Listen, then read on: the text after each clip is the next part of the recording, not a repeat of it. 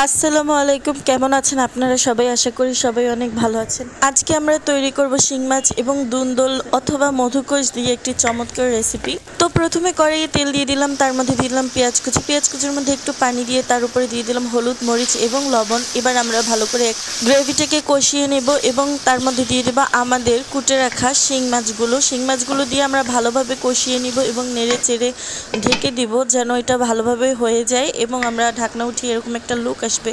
আমরা এটাকে ভালোভাবে নেড়ে চেড়ে আর একটু কষিয়ে নিয়ে এটার মধ্যে দিয়ে দেবো হচ্ছে মধুকোষ দিয়ে আমরা ভালো করে গ্রেভির সাথে মিক্স করে নিব এবং আমরা ঢাকনা দিয়ে কিছুক্ষণের জন্য ঢেকে দিব। ঢাকনা দিয়ে ঢেকে দেওয়ার পর ঢাকনা উঠিয়ে এটা যখন একটু একটু হয়ে যাবে তখন আমরা এটা আর একটু নেড়ে চেড়ে নিব। নেড়ে চেড়ে নিয়ে আমরা দিয়ে দেবো ঝোল দিয়ে এবার আমরা আবার এটাকে ঢেকে দিব। ঢেকে দেওয়ার কিছুক্ষণ পর আমাদের তরকারিটা একদম তৈরি হয়ে যাবে। আমাদের মজাদার শিং মাছ এবং মধুকোষের রেসিপি অবশ্যই বাসায় একবার ট্রাই করে দেখবেন, হয় আপনাদের কাছে অনেক ভালো লাগবে।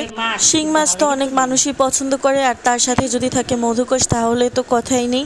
কিন্তু এই মধুকোষকে আপনাদের ওখানে কি বলে? আমাদের এখানে তো দুন্দল আর মধুকোষ বলে, আপনাদের ওখানে কি বলে এটা অবশ্যই জানাবেন। ঘরে খাবার খান, সুস্থ থাকুন, আল্লাহ হাফেজ।